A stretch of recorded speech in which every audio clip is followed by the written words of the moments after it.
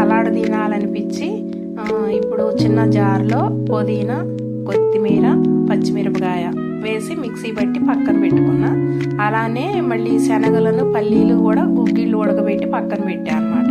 పెట్టిన తర్వాత ఒక గిన్నెలో ఆ గుగ్గిళ్ళు వేసి ఆ గుగ్గిళ్ళకి క్యారెట్, ఉల్లిగడ్డ, టమాటా, బీట్రూట్ వేసిన తర్వాత కొంచెం ఉప్పు వేసిన తర్వాత నిమ్మకాయ కూడా వేసా అనమాట.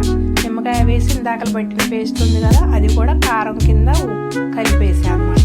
కలిపేసి సలాడ్ తయారైందనమాట.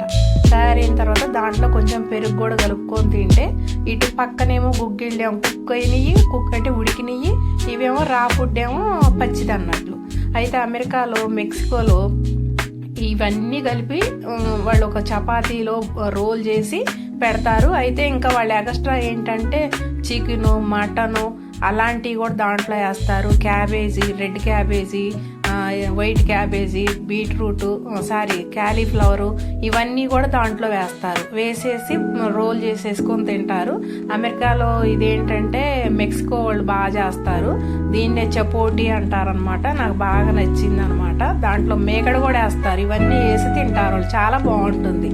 మన సౌత్ ఇండియన్ ఫుడ్ ఎలా ఉంటుందో అలా టేస్ట్ ఉంటుంది.